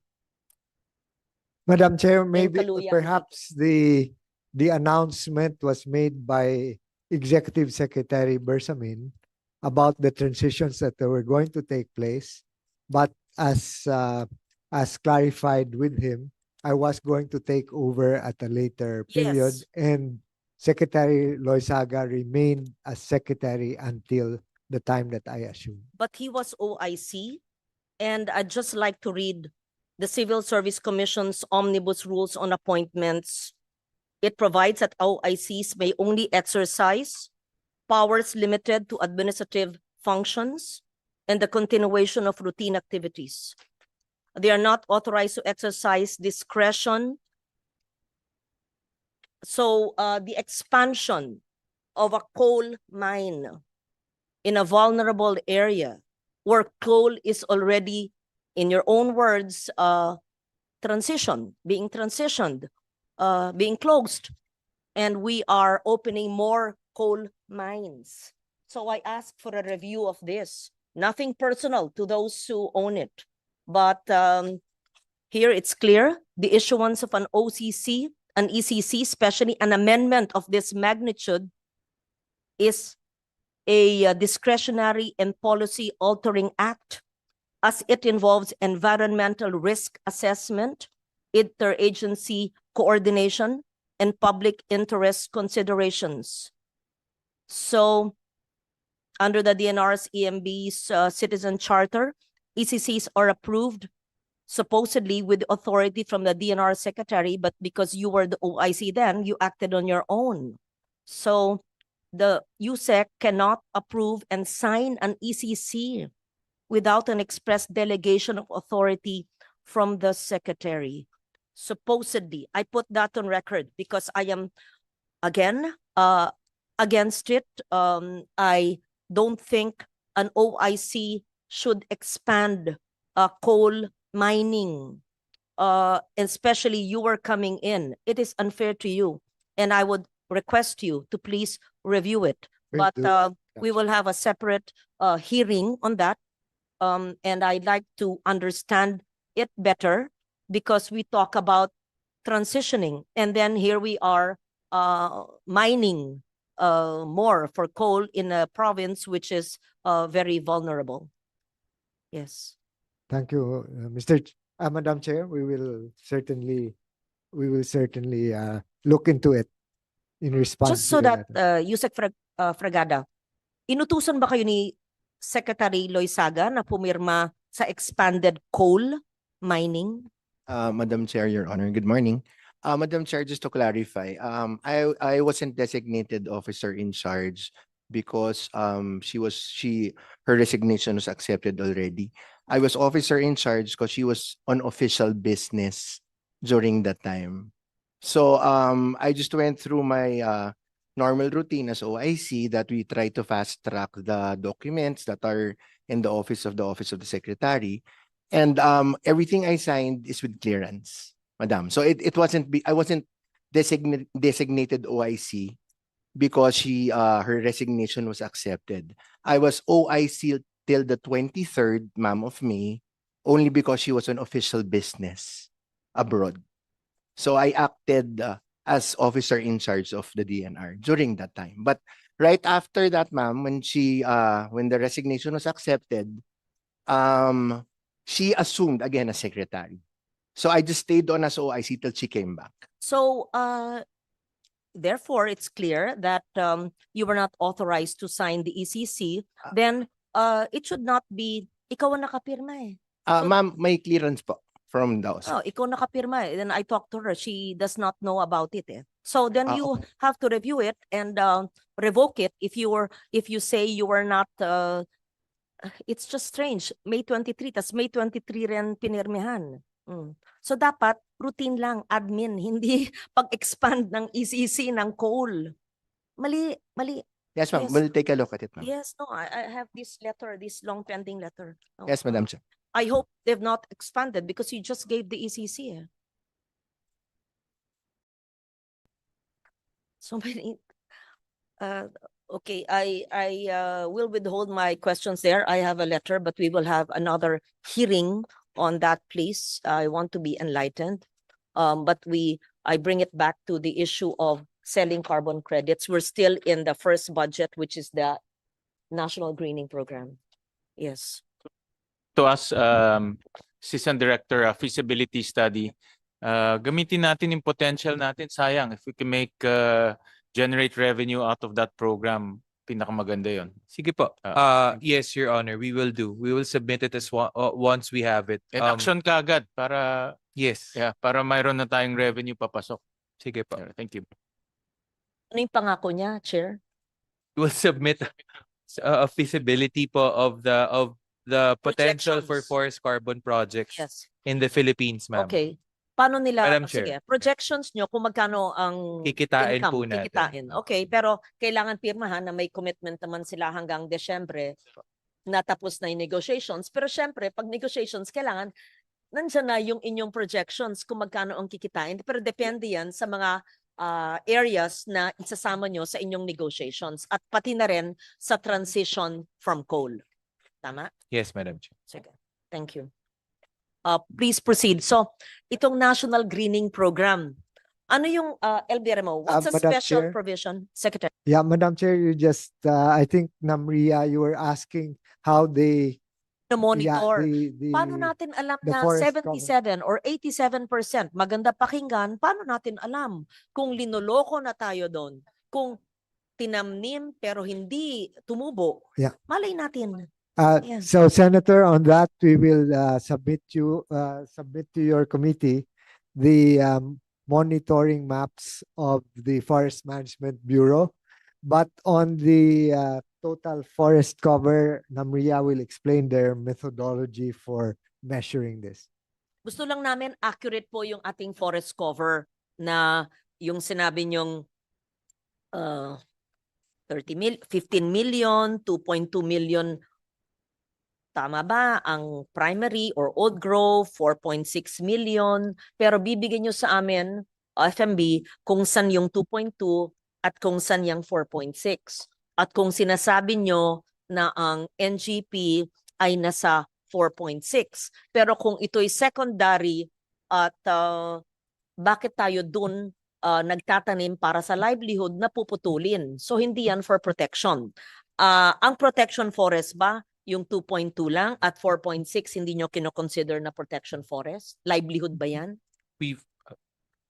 Para maintindihan ko, FMB. We've mapped, thank you, Mr. Secretary. Madam Chair, we've mapped out our protection forests and our production forests already. So the And 2.2 protection. the 2.2 of the open forest map, the 2.2 in the closed forest, ma'am, are all protection forests. Yeah. 4.6. The 4.6, ma'am, is a mix of within protection forest lands and production Ideal. forest lands. What's ideal for forest cover for the Philippines? The benchmark is 30%, ma'am, 30% of the 30 million, of the 30. which is 90. Yeah, 90. we are at 24% now, ma'am. So again, of the 30%, not of the total land area. 30% of the designated forest land. Yes. Kindly, what 30% of what? 30% of the 15 million hectares or of the total land area, or 30% of the legally designated 15 million hectares. It's Mr. Chair, it's the 30% of the forest areas, ma'am. Are you sure? Is it 30% of 30 No, ma'am. million hectares or 30% of the 15 million, which is the legally I- designated forest area? Stand corrected, ma'am. It's 30% of the total land area, ma'am. Nga, kung 30 million, so 10 million hectares, ma'am. Yeah. We're at 7 now, ma'am. 7 million hectares. protection eh. And the 4.6 is Ma'am, Madam Chair, if I may, the 30% forest cover is the total land area of the country that is covered with standing forests. So, but we would have to disaggregate if you want that granularity, we would have to disaggregate how much of that 30% should be designated for protection forest and how much should be designated for production forest. At present, we've identified around 1 million hectares of potential investment areas within the production forest. So kung ganun po yung gusto ninyo, Madam Chair, na narrative on the 30% benchmark forest cover, we can do that, ma'am. Okay. So we want to know the 15 million, which is really imagination na yan. It will never happen in our lifetime. Okay? And we want to see the 2.2 million old growth, closed canopy, sana, saan yun? Sierra Madre, di ba? Sierra Madre. Oh, and watershed areas, yeah. And then the 4.6 aside from the 2.2, saan ito? And identify the 4.6, ano dyan yung protection, ano yung production. Yeah. At sa production, ano dyan ang pinasukan ng NGP? Okay, At ma'am. ano ang NGP na partners ninyo na people's organizations? Yeah. Okay. Yeah, Yes, ma'am. We Madam will- Chair, That's what we we'll want to see. submit those. Yes.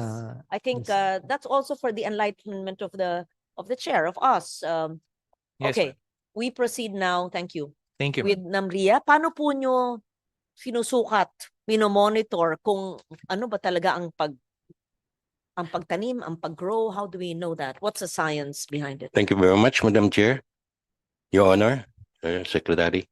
All of these maps were generated based on satellite imageries. Prior to 2015, we used Landsat and spot imageries with a resolution of 10 meters, but with ground validation. But with this latest, which we have, which is 2020, we use Sentinel Asia, Sentinel imageries with the same resolution, but with a much intensive ground validation. So all of these are overlaid on a base map, which are actually the topographic maps. So using geographic information system, we will be able to classify and identify all the land classifications systems which you are mentioning. Lahat po ito ay geo-referenced. So we can do that. It's a simple GIS application, Your Honor, Madam Chair. It's the most forested area in the country now.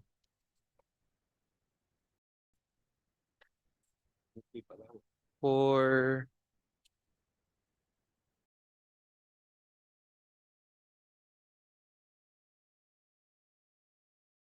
the forest cover, ma'am,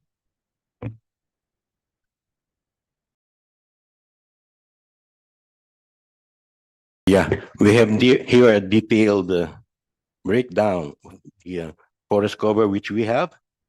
Ang pinakamalaki po is Region 3 with 41% forest cover. Po sa Yeah, I stand corrected. It's actually Cordillera Administrative Region with 47%, followed by Region 2 with 41%. So if you want, Madam Chair, we can submit this data to you. Anong pinaka-denuded na probinsya or region? Region 7, ma'am, with 6% forest cover. 6. 6. Kaya walang tubig sa Cebu. Meron bang time series yung I'm just meron bang time series, let's say when we started in 2011 ganito itsura, 2012 may mga ganyan ba yan? Your Honor, we do the updating every 5 years.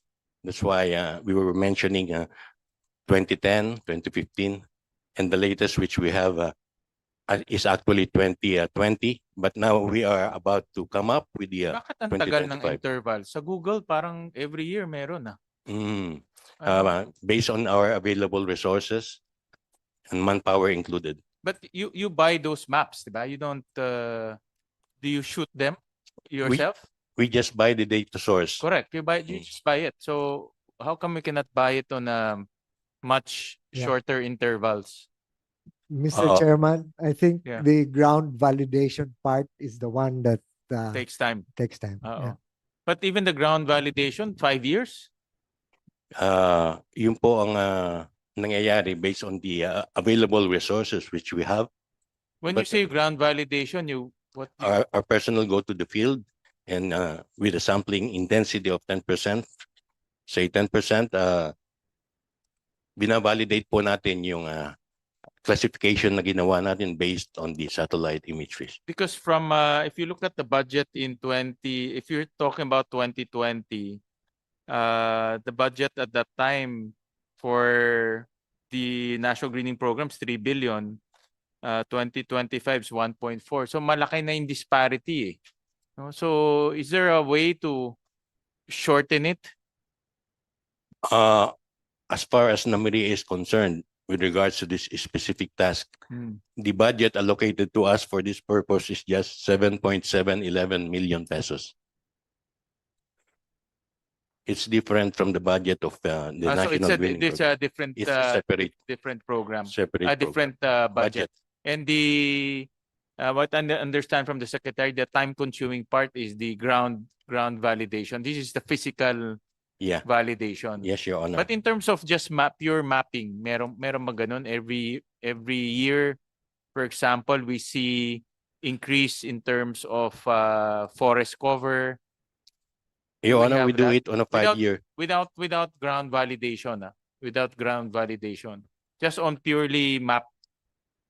We do it on a 5-year cycle, as I have said, Your Honor, Including based on the available resources, and we use the satellite imageries as data source. so you buy the maps every 5 years. Yeah.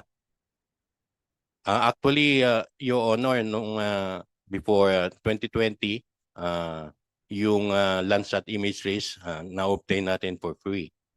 3 years. For free. For free. Libre Okay. po yun. Okay. But the problem is because with the very limited budget, which is just 7 million pesos, so naubos yun sa ground validation pa lang, wherein our personnel have to go to the field para mag-conduct ng sampling. Correct. But so there are two activities: the map, the purchase of maps, and the ground validation. And the purchase of maps takes every 5 years. Yan. In purchase of maps. Your Honor, we don't purchase the maps. We purchase the imageries from where we I'm generate. sorry, you purchase the imagery. Yeah, from where we generate the maps. Okay. And we buy it every 5 years. Yes, Your Honor. Okay, but you can buy it obviously shorter. If we want Yes. to buy it every year, we can buy it. Yes, Your Honor, given the Magkano ba yun yung isang, magkano ba ganun? How much is for this purpose if you buy the map every year, how much is an annual expense of map?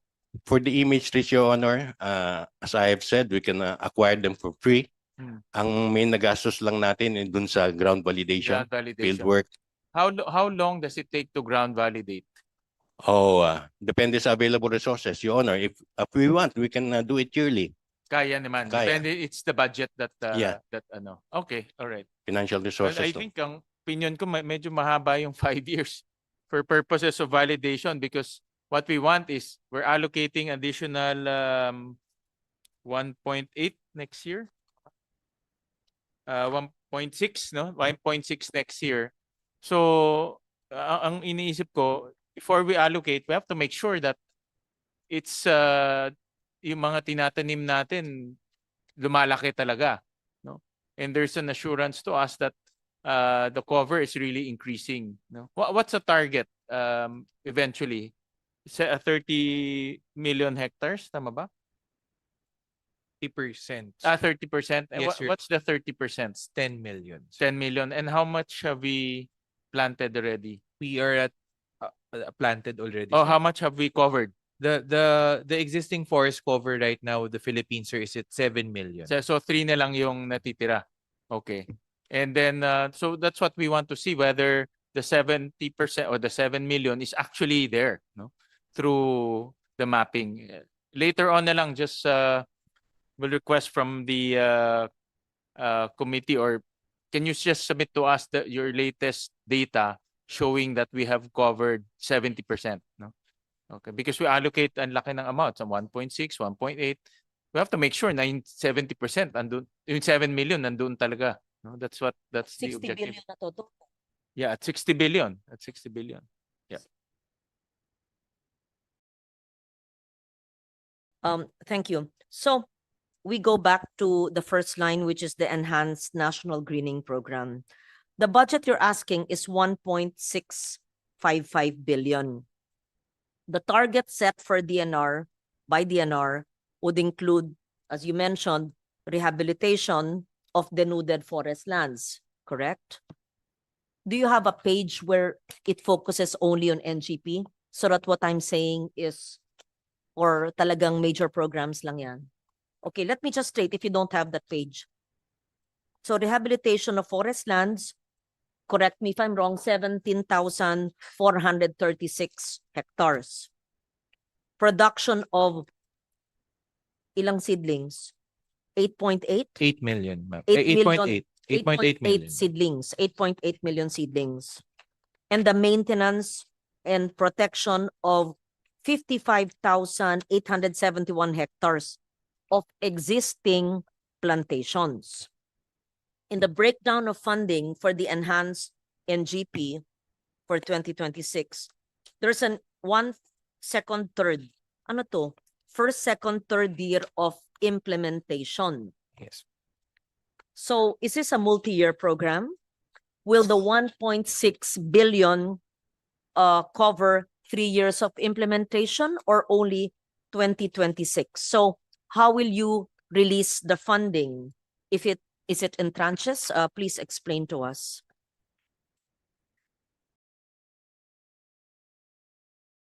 Yeah. Is it a multi-year program? Kasi Yeah, nakalagay it dito, is. 1st, 2nd, 3 years.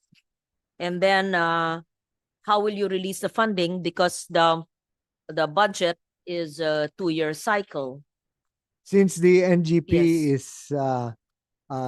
is maintained for 3-year support, 3 Madam years. Chair. Yes. So for the first year, therefore, that's the enough. Now, for those that are already in their 2nd year, then there is also a separate allocation. And then for the 3rd year, You release the funds. Yung yearly. By correct. Mag-expire ang pondo ng 2026 sa December ng 27. How will you use it for the 3rd year?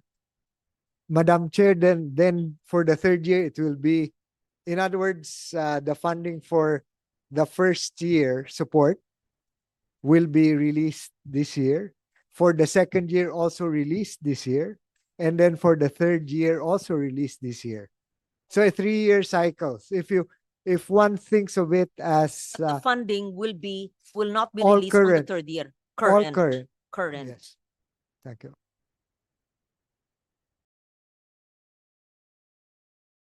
Years, but it's not on the 3rd year ang release ng funds because your funds will expire. Yeah, how is it? Madam Chair, parang ganito po yun. Yung na-establish natin ng 2024, yun po yung first year. Bibigyan po natin ng maintenance and protection. Yung na-establish po natin ng plantation ng 2023, which is a 2nd year na siya, bibigyan pa rin po natin. And then yung 2022, bibigyan pa rin po na. So 3rd year yung nagawa na establish natin. When you say binibigyan nyo, sino ang binibigyan nyo? Yung people's organization na nagtanim? Yes, yung Do contract you po. give them money or do you give them seedlings? Or do you give them tools? What do you give them? Puhunan? Anong binibigay nyo? O sweldo? What is it? Madam Chair, it's cash po. But because they produce their own seedlings that will be used. Ito po yung seedling production na nakikita nyo dyan, ma'am. Yung plantation establishment po, sila din po magtatanim, magpe-prepare din ng area for planting. Sila din po ang maintenance and protection, ma'am, weeding, watering and maintenance of the seedlings until they grow to a certain age, ma'am. The thing why it's 3 years, ma'am, it's because the government accounting manual provides that for reforestation programs of the government, ma'am, the investment period is only for 3 years. We would want it sana ma'am 5 years, pero the limitation is 3 years lang po. In your target for maintenance, it says existing plantations is 55,871 hectares. Is that correct? Yes, ma'am. So Yes, Madam Chair. it gives the impression that the target rehabilitation of denuded forest lands covering the 1st to the 3rd years have been completed. 55,000.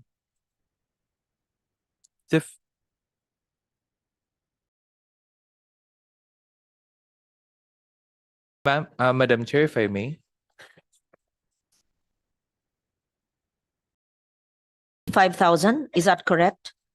That means you would have completed it by the time? Madam Chair, ito pong 55,000 na tinarget namin for this year na maintenance and protection, these are the areas that are supposed to be protected for the first year, the second, yung in-explain po ni Yusek Jonas kanina. The other areas, ma'am, na tapos na po the 3 years, we're not funding it under the NGP anymore. We're doing protection under the Forest Protection Program, ma'am. Because only 3 years lang po yung available for the NGP, ma'am. Another forest protection program where there's another Kapag funding. po nag-lapse na yung 3 years, ma'am, ng plantation. Okay. Yeah. Yung inyong unit cost for the second year of the project is higher by 101%, from 4,308 per hectare in the first year to 8,600